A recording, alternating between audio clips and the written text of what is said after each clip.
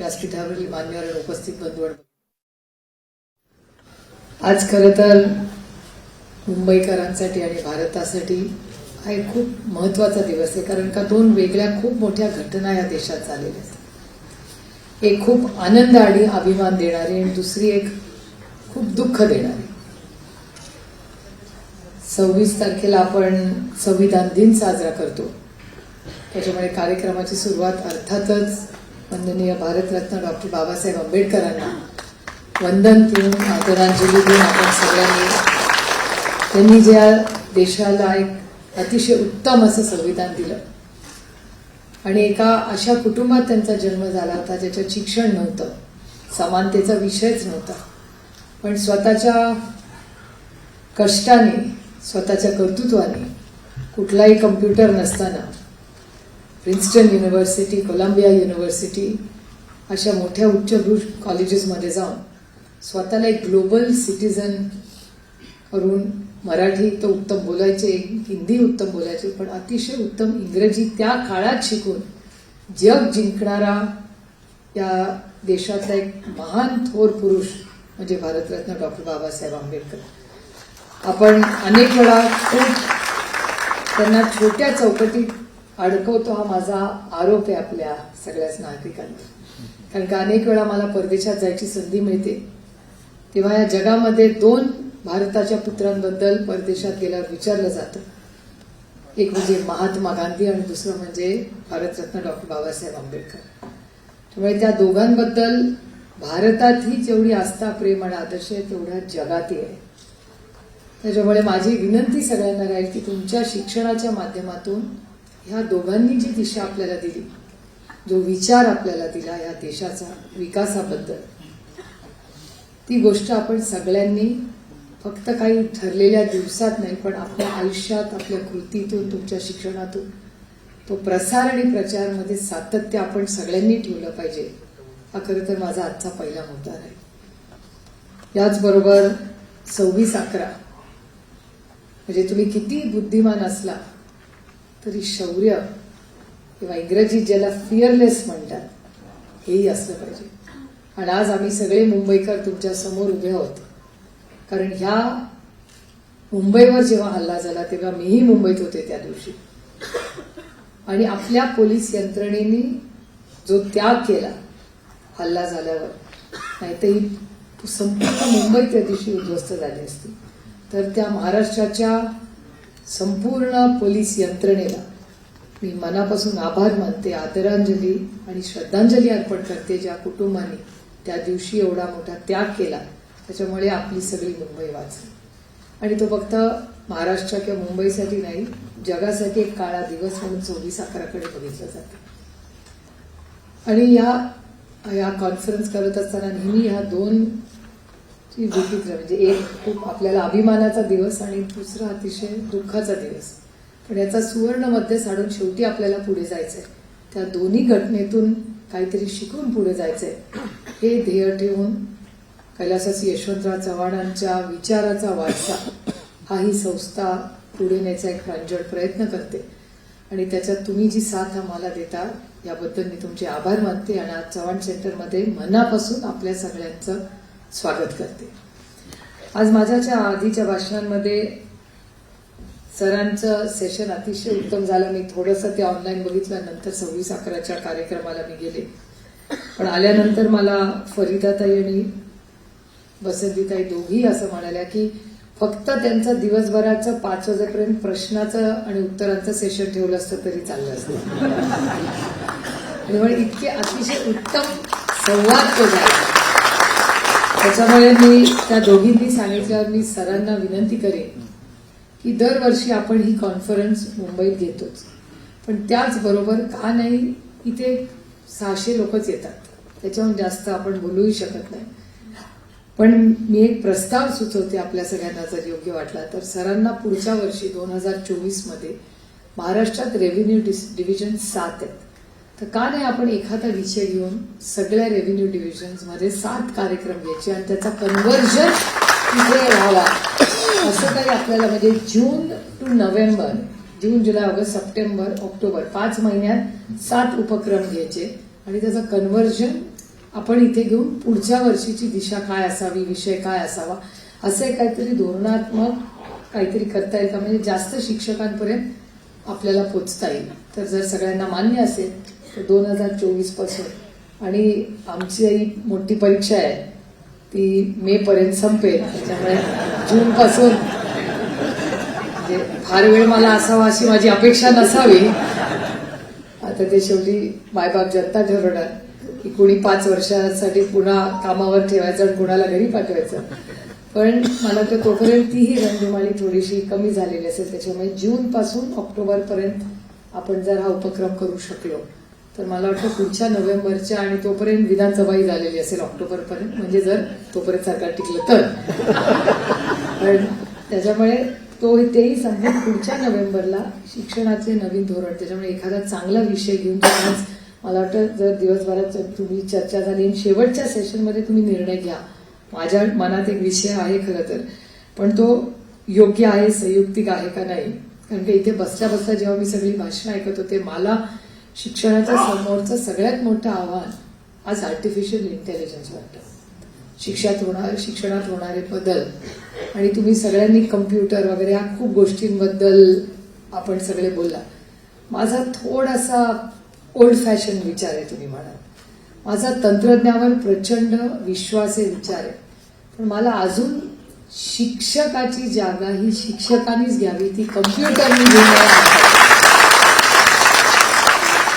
कारण सगळंच जर कम्प्युटर आणि आर्टिफिशियल इंटेलिजन्स करणार असेल तर मग सगळे क्लोन्स होणार, आपण एकामेकाला कॉपी करतच पुढे जाणार. आणि ज्या गोष्टी, म्हणजे मी तंत्रज्ञानावर टीका करत नाही, शेवटी आयुष्यात आपल्याला बदलाबरोबर आपल्यालाही बदलावं लागतं. पण खरंच AI त्याचे इन्फ्लुएन्सेस शिक्षणावर, किंवा जी माहिती आहे, म्हणजे आता खूप लोक ते गो चॅट का काय त्याच्यावर GP चॅटवर जातात. आता चॅट GP मध्ये मला कोणीतरी काल एका वेगळ्या विषयावर आमचा वाद चालला होता. वाद म्हणजे भांडण नाही, ही लोकशाही आहे, त्याच्यामुळे वेगळी मतं मांडली म्हणजे काही भांडण होत नाही, ती चर्चाही असू शकते किंवा मतभिन्नता असू शकते. आणि त्याच्यामध्ये आमची चर्चा होताना काहीतरी माझ्यावरून म्हणलं चला माहिती काढूया आपण, आणि मी माझीच माहिती त्या गोचॅटवर जेव्हा काढली तेव्हा माझीच माहिती चुकीची होती. मी पुणे युनिव्हर्सिटीची ग्रॅज्युएट नाहीये, मी मुंबई युनिव्हर्सिटीची ग्रॅज्युएट. खूप बेसिक गोष्ट होती, पण त्यांच्यासाठी ती बेसिक मोठी गोष्ट, माझ्यासाठी ती खूप महत्वाची गोष्ट आहे की मी ज्या युनिव्हर्सिटीमधून पास झाले, दोन्ही युनिव्हर्सिटीज थोरच आहेत, पुण्याची पण आणि मुंबईची पण. फॅक्च्युअल काय की I am Mumbai university product. तुम्ही दुसऱ्या उद्या माझ्या स्वतःच्या नावाला हार्वर्ड लावून घेईन मी, नॉट पॉसिबल ना. माझी खूप इच्छा आहे हार्वर्डला जावं, पण ह्या ज्या छोट्या छोट्या गोष्टी असतात त्याच्यामुळे सगळ्या गोष्टी ज्या गुगलवर आहेत किंवा WeChatवर आहेत त्या सगळ्या खऱ्या नाही आहेत.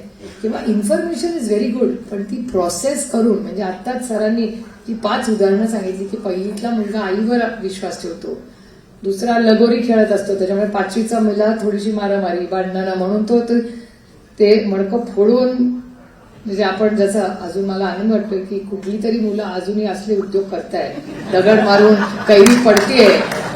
म्हणजे आम्ही हे लहानपणी सगळे चिखलातले खेळ, मारामाऱ्या, लगोरी हे सगळं केलेलं आहे. आजकालच्या आयांचं माझं थोडंसं भांडण असते की मुलांचे कपडे खराब झाले तर प्रॉब्लेम काय. सगळ्यांना त्यांची मुलं टिपटॉप दिसलेली का हवी आहे, चिखल लागला तर त्या काळ्या मातीमुळे आपण आहोत ना.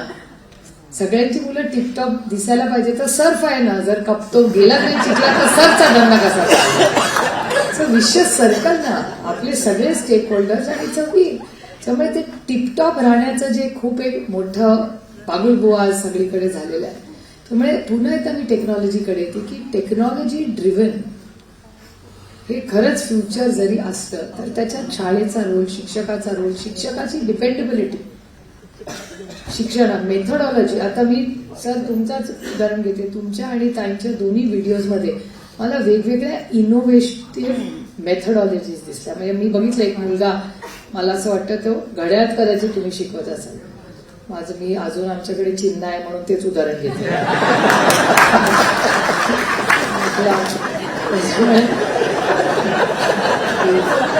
माझा अदृश्य शक्तीवर विश्वास आहे, अजून काय होऊ शकतं.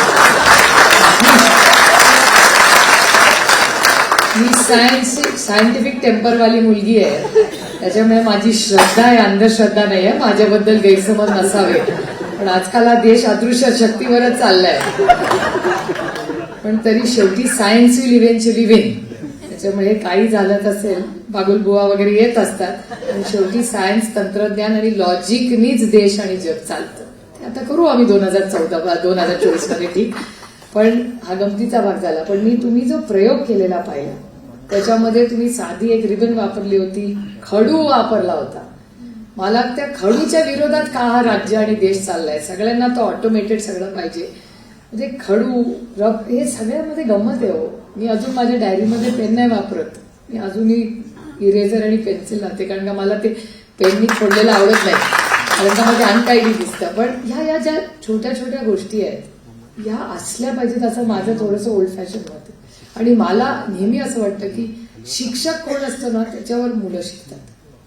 त्याच्यात एखाद्या विषयाची आवड कोण निर्माण करतं, त्याचा केंद्रबिंदू शिक्षकच असतो. एखादा शिक्षक मुलांचं नाही पटलं तर मुलं कोमजून जातात की नाही होत. आणि एखादा शिक्षक ऍप्टिट्यूड नसलं तरी मुलातून केवढं क्रिएटिव्ह करू शकतो, अशी असंख्य उदाहरणं म्हणजे तुम्ही सगळे आहात. आणि त्याच्यामुळे शिक्षणामध्ये जसं नवीन पॉलिसीमध्ये केंद्रबिंदू हा विद्यार्थी आहे, तसा शिक्षक ही केंद्रबिंदू शिक्षणाचा असलाच पाहिजे. आणि तोच पुढे शिक्षण नेऊ शकतो, तंत्रज्ञान नेऊ शकत नाही, असं माझं खूप, म्हणजे हे माझं ठाम मत आहे. आणि मी एक आई म्हणून पण बोलते आणि एक पॉलिसी मेकर म्हणून पण बोलते. त्याच्यामुळे शिक्षकांशी चर्चा करून जर तुम्हाला योग्य वाटलं तर पुढचं सगळं वर्ष आपण तंत्रज्ञान, कारण का आजकाल काय होतं, कुठल्याही शाळेत गेलं, ताई आम्हाला कम्प्युटर पाहिजे. तुला कशाला कम्प्युटर पाहिजे सांगते? तुम्ही एवढं छान इनोव्हेशन तुम्ही करता, तर कशासाठी तुम्हाला, म्हणजे कम्प्युटर असलाच पाहिजे, ते पण असलं पाहिजे, पण त्याच्यातला नात्यातला जो ओलावा आहे, IQ इज एक्स्ट्रॉर्डिनरीली इम्पॉर्टंट. पण EQ नसेल तर तुम्ही अच्छा नेता नाही बनू शकता. त्याच्यामुळे EQ इज, नेता म्हणजे फक्त काय लोकसभा विधानसभा नाही, तुम्ही शाळेचे पण लीडर असता. तुमची आई, आजी का जास्ती प्रिय असते? कारण का आईवर जबाबदारी असतात, ती ऐकूवर चालत असते. आजी झाल्यावर तिची EQ वाढते. म्हणजे माझंच उदाहरण मी देते. माझी मुलं जेव्हा लहान होती तेव्हा माझी मुलं आत्ता मला म्हणतात की तू जे लिडरशिपचे प्रोग्राम करतेस ना, की पॉज करा, PER करा. PER म्हणजे काय? Pause, evaluate and respond, do not react. आता मुलं लहान असताना ना पॉज होता, ना इव्हॅल्युएशन होतं, ना तेव्हा रिस्पॉन्ड, तेव्हा रिॲक्टच होत होतो. आता माझी मुलं म्हणतात आम्ही मोठं झाल्यावर शांत आईचा उपयोग काय? तेव्हा तर धपाटे खाल्लेच आम्ही. म्हणलं आम्ही सायकोलॉजिकल वाली आई नव्हती. मी धपाट्याशिवाय मुलांना सायकोलॉजी कळत नाही असं माझा आजही थांबला. आजकालची आजी पालक वगैरे म्हणतात हो मुलांना मारू नका, रागवू नका. अरे समजणार कसं करणार? समजून सांगा. अरे बोलून नाही, लहान मुलांना समजून सांगा. ठीक आहे, नवीन पिढीची आई माझ्यापेक्षा जास्ती पेशंट आहे, मी काय नव्हती. आणि माझी मुलं तशीच शिकली, व्यवस्थित रट्टापिट्टा खाऊन. नाहीतर त्यांनी अभ्यासच केला नसतं, तिथेच फिरत असते. आणि नाहीतर पूर्ण वेळ पेन्सिलला आमची शार्पनर करण्यातच आमचा पाऊण तास जायचा. म्हणजे ही नॉर्मल आहे, प्रत्येक घरातल्या या गोष्टी आहेत. पूर्ण टाइम अभ्यासाला बसलं की ते मोडतेच कशी तुझी. मग मी 3 पेन्सिली ठेवायचे, 3ही मोडायचे. म्हणजे आणि म्हणून माझी 2च मुलं आहेत. तुमच्या वर्गात 40 वेगळ्या बॅकग्राऊंड, वेगळ्या IQ, वेगळ्या EQची मुलं असतात. धन्य ते शिक्षक तुम्ही कसे पास करतात. आम्हाला 2 पास करायची मला नाही. आणि it's a fact, it's a game of patience. 40 वेगळ्या पर्सनॅलिटीज असतात, फॅमिली बॅकग्राऊंड वेगळे असतात, ऍस्पिरेशन्स वेगळे असतात. अशा 40 मुलांना एका वर्गात ठेवणं, त्यांना प्रत्येकाचा ऍप्टिट्यूड वेगळा असतो. तर तुम्हाला कधी कळतं की आता गाडी स्लो झाली पाहिजे आणि आता फास्ट झाली पाहिजे. एखाद्या मुलाला पटकन समजलंय, पण त्या मागच्याला नाही समजलेलं. कसं तुम्ही 40 मुलांना, 50-100 मुलांना करता? It's actually a game of patience. त्याच्यामुळे शिक्षकांचं किती कौतुक केलं तरी कमीच आहे. आणि त्या वयामध्ये आपल्यावर सगळ्यात जास्त इम्पॅक्ट करणारं कोण असतं तर तो आपला शिक्षक असतो. आई, वडील, शिक्षक.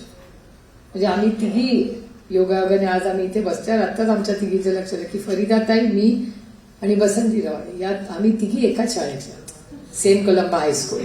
त्यामुळे आमच्या तिघींमधला जो कॉमन धागा होता आमच्या शाळा, आमच्या शाळेत काही तंत्रज्ञान नव्हतं. आम्हाला अतिशय उत्तम शिक्षिका होत्या आणि आम्हाला आयडियलिस्टिक, म्हणजे आम्हाला असं आजही आम्हाला तिघींना, मी विचारलं पण नाही त्यांना, पण आम्हाला तिघींना भेटल्यावर आमच्या आयुष्यातले सगळ्यात आनंदी दिवस, सगळ्यात साधे दिवस आमच्या शाळेतले होते. आमची शाळा खूप बेसिक होती, फक्त मुलींची शाळा होती, खूप स्ट्रिक्ट होती. मला वाटतं त्या तुमचं नाही, माझ्या वेळेस मिस परेरा होत्या. म्हणजे त्या आजकाल असतं का नाही तुमच्या शाळांमध्ये माहिती नाही, पण त्या केस असेच बांधले पाहिजे, मग ते लांब असतील ते वरती इथून तो मोठा एक ती रिबेन वगैरे मोठं प्रोडक्शन असायचं. पण जे संस्कार आमच्यावर त्या काळात झाले ना, त्या काळात आम्हाला असे काही कुठे बाहेर बोर्ड लावायला लागले नाही की तुम्ही चांगले कपडे घालून आलंच पाहिजे किंवा हेच घातले पाहिजे. ते सगळे संस्कार आम्हाला आमच्या शाळेत आमच्या शिक्षिकांनीच दिले. म्हणजे जेवढे घरी दिले तेवढेच आमच्या शाळेनीही दिले. हे आमचं भाग्य की सेंट कोलंबा हायस्कूल या शाळेत आम्ही तिघी शिकलेलो आहोत. त्यामुळे त्या शाळेलाही आम्ही आज जे कोणी तिघी आहोत त्या शाळांमुळेच आहोत. आणि त्यानंतर आम्हाला सगळ्यांनाच कुमुद बन्सलांचं मार्गदर्शन मिळालं. चलो स्कूल चले हम, मगाशी तुम्ही म्हणला की तुम्ही ऐकलं नव्हतं दीपालीताई, त्यांच्याबद्दल आमचं भाग्य की आम्ही सगळ्यांनी त्यांच्यावर काम केलेलं आहे. आणि कुमुद बन्सलांनी, तुम्हाला आजही आठवत असेल, ती एक पेन्सिल असते आणि त्याच्यावर एक मुलगा आणि एक मुलगी बसलेले असतात. सर्व शिक्षा अभियान, ते सर्व शिक्षा अभियान अटलजींच्या काळात जे सुरू झालं त्याचं सगळं नेतृत्व, इनोव्हेशन जे काय झालं ते कुमुद बन्सलांनी केलं. आणि अनेक वर्ष त्या इथेही शिक्षिका, एज्युकेशन सेक्रेटरी होत्या. आणि पवार साहेबांचं भाग्य की ते मुख्यमंत्री असताना कुमुद बन्सल आणि त्यांचे मिस्टर शिक्षण सचिव होत्या महाराष्ट्रात त्या, आणि त्यांचे मिस्टर नाही पॉवरला होते, मला वाटतं पॉवरला होते, आणि नंतर चीफ मिनिस्टर्स ऑफिसमध्ये विनय बन्सल. त्याच्यामुळे हे दोघंही नवरा बायको महाराष्ट्रात असताना आदरणीय पवार साहेबांच्या बरोबर फार जवळून काम केलं. आणि नंतर आदरणीय पवार साहेब दिल्लीला गेल्यावर हेही दोघं नंतर दिल्लीला गेले आणि त्या कॅबिनेटमध्येही या दोघा दाम्पत्याचं खूप मोठं नंतर युपीएच्या काळातही योगदान आहे. त्याच्यामुळे ही सगळी जी नाती आहेत ना, हा गोतावळा हे आमचे कौटुंबिक संबंध आहेत. ते अधिकारी, आम्ही राजकारण असा आम्ही कधीच विचार केला नाही. पॉलिसी लेवलला we are all on the same side. त्यामुळे पॉलिसी करताना आपण सगळ्यांनी खूप गांभीर्याने विचार केला पाहिजे की एखादी पॉलिसी जेव्हा तुम्ही जे न्यू एज्युकेशन पॉलिसीवर आज चर्चासत्र तुमची चालली आहे, पण शिक्षण समानता कशातून येते, ती फक्त आणि फक्त शिक्षणातून येते. आणि आज राज्यामध्ये खरं तर हे राजकीय व्यासपीठ नाही, पण मला शिक्षकांचंही मत हवं की आज महाराष्ट्र राज्य किंवा देशामध्ये जी परिस्थिती चाललेली, खरंच आपण ह्याच्यासाठी शिकलो का, ज्याच्यात आज जाती जातीमध्ये जे तणाव टीव्हीवर दिसतात, याच्यासाठी आपण शिकलो का? किंवा एकदा, मी नेहमी सगळ्यांना सांगते, एकदा एक मोठ्या कॉलेजची इथे छापा लागला ना की नाव गाव पत्ता जात धर्म कोणी विचारत नाही, तेव्हा फक्त तुमचं कर्तृत्व लागतं. आणि त्याच्यामुळे आज खरं तर मी सरकारला विनंती करेन की शिक्षक असतील किंवा जे महत्वाचे उच्च शिक्षित लोक आहेत त्यांच्याकडून तुम्ही इनपुट्स घ्या की पुढे या आरक्षणाच्या विषयात मार्गदर्शन आम्हाला करा की सगळ्यांना एकत्र घेऊन आपण पुढे कसे जाऊ शकतो संविधानाच्या चौकटीत राहून. हा खूप महत्वाचा मुद्दा कुठेतरी राज्यातल्या चर्चेतून जात आहे. आरोप प्रत्यारोप होत आहेत, 2024 आले, त्याच्यामुळे लोक करत राहतील, बोलत राहतील, भाषणं होत राहतील, पण त्याच्यातून प्रश्न तर सुटत नाही. एक इलेक्शन हे आमचं असतं, पण त्याच्यात भरडला जातो शिक्षक, समाज, विद्यार्थी. आणि आजच्या विद्यार्थ्यांच्या मनावर आपण जर हे संस्कार करणार असेल, आम्ही जेव्हा लहानाचे मोठे होतो तेव्हा मला तर हे काहीच माहिती नव्हतं. मी मुंबईत शिकले, परदेशात शिकले, त्यामुळे जात धर्म काहीच माहिती नव्हतं. पण जसं आता राजकारणात जास्ती वर्ष जायला लागली तशा या गोष्टी कळायला लागल्या. त्याच्यात कधीच आम्हाला काही माहिती नव्हतं. आणि ठीक आहे, ही व्यवस्था एक असते समाजात आणि अनेक चांगल्या वाईट गोष्टी समाजात असतात, त्या असल्या पाहिजे त्या जागेवर, आणि त्याचं एक वेगळं महत्व आहे समाजात. एवढेही मला वाटतं तेवढी विचारांची प्रगल्भता आपल्या सगळ्यांमध्ये, पण त्याचाही मान राखला पाहिजे. पण द्वेष जर कुठल्यामुळे होत असेल तर जे सत्तेमध्ये असतील किंवा जबाबदारीच्या पदावर असतील त्यांनी फार संवेदनशीलपणे अशा विषयांकडे बघितलं पाहिजे किंवा भाष्यही केलं पाहिजे. त्यामुळे आज शिक्षणाची चर्चा होत असताना समाजात ज्या गोष्टी होतात त्याचीही चर्चा तुमच्या वर्गात होतच असेल. म्हणजे मगाशी सर जे म्हणले की विचार करायला तुम्ही शिकवा. आता काय होतं, लादलं जातं, इतकं लादलं जातं. म्हणजे माझी बऱ्याच वेळा एडिटर्सची माझी अनेक वेळा गप्पा गोष्टी होत असतात, तेव्हा चॅनलमध्ये एका मिनिटात 50 बातम्या का 80 बातम्या त्यांना खूप कौतुकाच्या असतात. माझ्या मेंदूला ते झेपत नाहीत, कारण का तिसरी बातमी बघितल्यावर पहिली बातमी काय विचारले तर मी विसरून गेलेली असते. ती इतकं फास्ट असतं, माझा मेंदू प्रोसेस पण नाही करू शकत. त्याच्यामुळे मग ते सगळं बघून मग शांतपणे वर्तमानपत्रात बघूया काय. पण मी जेव्हा जेव्हा शाळेत जाते किंवा कॉलेजमध्ये जाते मी विचारते मग लायब्ररीतलं कुठलं पुस्तक वाचताय, त्याचं उत्तर असतं नाही, आम्ही अभ्यासाची पुस्तकं वाचतो. हे खूप काळजी करणारी गोष्ट आहे की वाचन प्रचंड कमी झालेलं आहे. आणि मग विचारलं तर अरे तुमच्या घरात पेपर येतो का, तर मुलं म्हणतात नाही आमच्या घरात पेपर येत नाही, आम्ही ते मोबाईलवर बघतो. आता मी तुम्हाला विचारणार नाही तुमच्या लोकांकडे किती वरांकडे पेपर येतो, पण मी समजून चालले की तुमच्या सगळ्यांच्याच घरी वर्तमानपत्र येतं. पण बदल झालेला आहे टेक्नॉलॉजीमुळे किंवा पेपरची जी यंत्रणा होती. कारण का मी अजूनही त्या ओल्ड फॅशन, मी म्हणलं तसं मी मॉडर्न विचाराने खूप आहे, पण माझ्या खूपशा गोष्टी अजूनही जुन्या ओल्ड फॅशन आहेत की आमच्या घरामध्ये रोज 7 वाजता पेपर आला की सगळे पेपर वाचतात आणि 8 वाजता त्याच्यावर चर्चा होते की पेपरात काय आलं किंवा काय आलं असेल आणि आपण काहीतरी सांगायला गेलं तर आमचे वडील विचारतात अच्छा अग्रलेखात काय आले, त्यांनी आधी वाचलेलं आहे माझ्या. पण एक की मी काय विचार केलाय त्या अग्रलेखाचा, आणि मग त्या एडिटरची कधीतरी फोन करून चर्चाही होते, कधीतरी मतभेदी होतात. पण अशा या गोष्टी ज्या झाल्या ती विचार प्रोसेसिंग ऑफ इन्फॉर्मेशन, त्याच्यात ते माझी मुलं म्हणतात ते PER की इन्फॉर्मेशन आली की पॉज करा, इव्हॅल्युएट करा आणि मग रिस्पॉन्ड करा. रिॲक्ट करायची गरज नाही. आता ते मला आयुष्यात उशिरा कळलं. तुम्ही लहान मुलं असतील तर प्लीज प्रयोग करून बघा तुमच्या शाळांमध्ये त्याचा जर इम्पॅक्ट आला तर.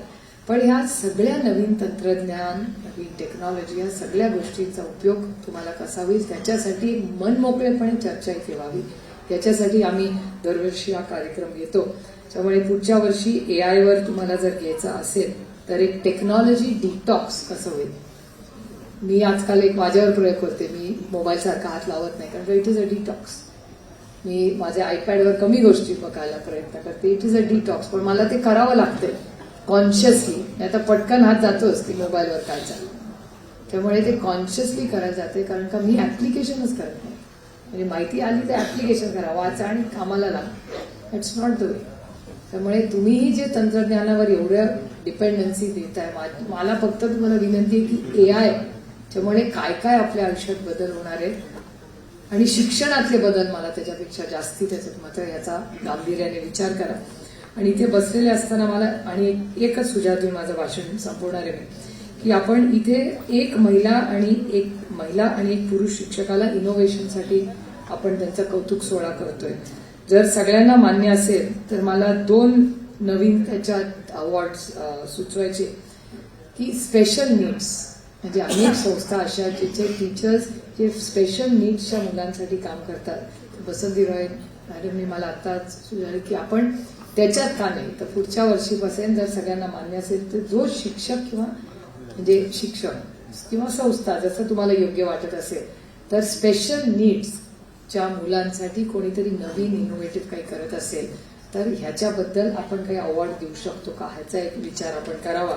आणि त्याचबरोबर ट्रायबल भागांमध्ये किंवा रिमोट एरियाज जे आहेत, नंदुरबार असेल, चंद्रपूरचा काही भाग असेल, गडचिरोली असेल, त्या भागात काही इनोव्हेटिव्ह कोणी शिक्षक, कारण का माझ्याच लोकसभा मतदारसंघात वेल्ला नावाचं गाव आहे. ते काय रिमोट नाहीये, पुण्यापासून 60 किलोमीटर पण नाही, पण तिथल्या आतल्या बाजूला शिक्षक आज जायला तयार नसतात, कारण का मग शिक्षिका गेली तर तिच्या मुलांच्या बऱ्याच अडचणी असतात.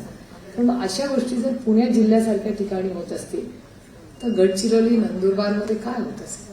तर ते जे शिक्षक आउट ऑफ फ्री विल तिथे जातात आणि नवीन काहीतरी तंत्र इनोव्हेटिव्ह करत असतील जिथे कदाचित रेग्युलर वायफाय नसेल, अशा शिक्षकांचंही कौतुक आपण केलं पाहिजे असं माझं मत आहे.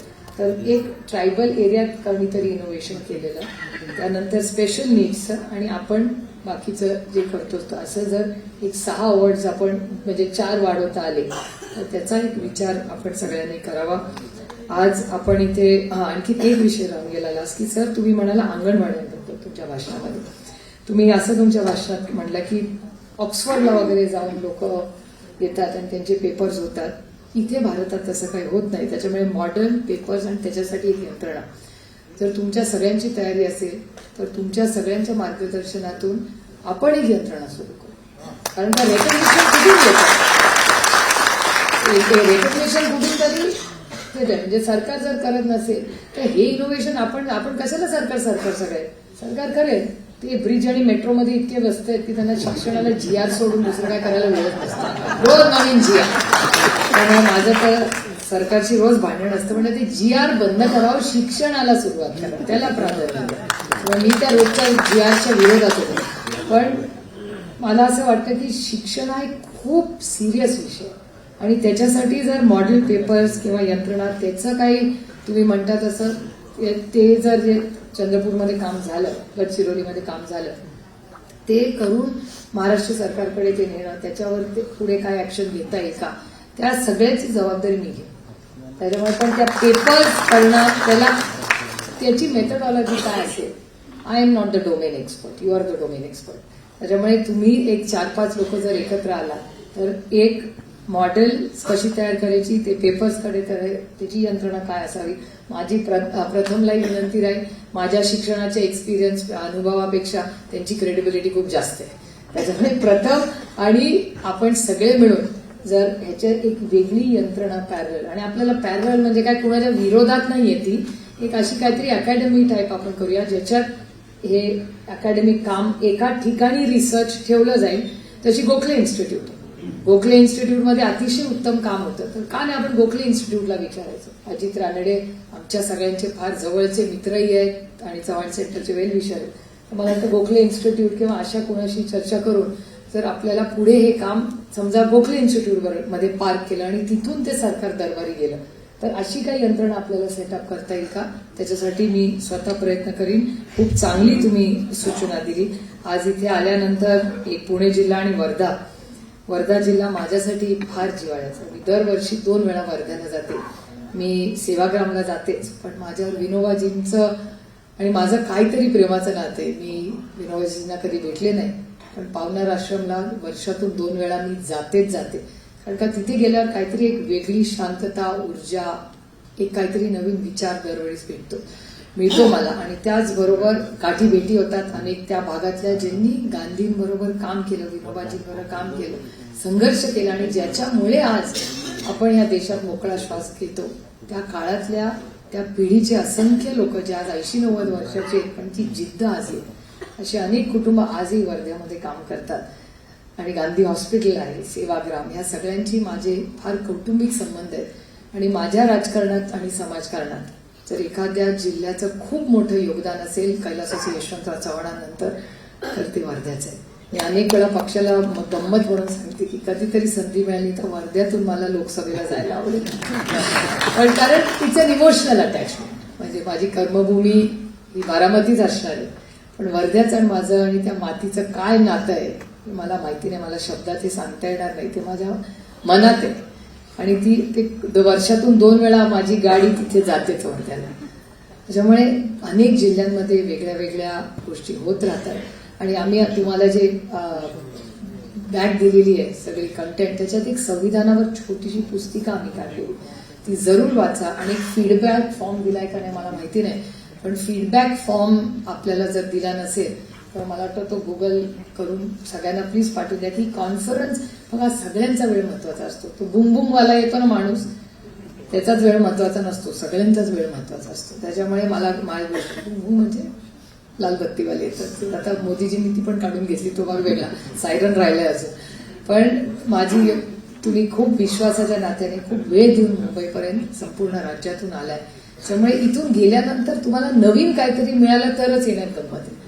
त्याच्यामुळे we are on a journey of self improvement दरवर्षी इथे तुम्ही आल्यावर नवीन काहीतरी चांगलं शिकून गेला तरच आपल्याला इथे येण्यात गंमत आहे त्याच्यामुळे पुढचा वर्षीचा कार्यक्रम ह्या वर्षीपेक्षा आणखी चांगला कसा करता येईल याच्यासाठी अतिशय पारदर्शकपणे मन मोकळेपणे तुम्ही आम्हाला फीडबॅक द्यावा अशी विनम्र विनंती करते एक मला तुम्हाला मगासपासून जे पेलवान इथे बसले, मी विचार करत होते, मी पहिल्यांदाच आयुष्यात एक शिक्षक पेलवान पाहिलंय. त्याच्यामुळे ते पहिल्यापासून ते नंतर मला कळलं की ते पेलवान शिक्षक नाही आहेत. सरांच्या भाषणात आलं की ते तिथले अध्यक्ष आहेत म्हणून ते आले. कारण का आमच्या मतदारसंघात मी एकच महिला जी कुस्तीला जाते, बाकी सगळे पुरुष असतात.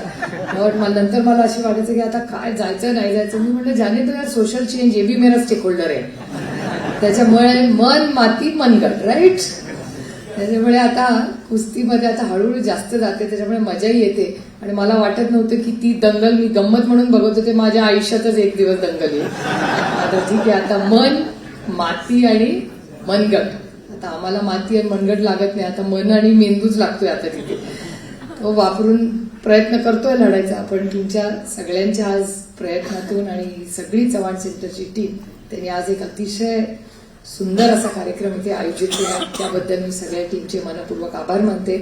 आणि जेवायलाही बराच असं माझा प्रॉब्लेम काय झाला, घंटी वाजवल्याशिवाय भाषण थांबवायचंही कळतच नाही.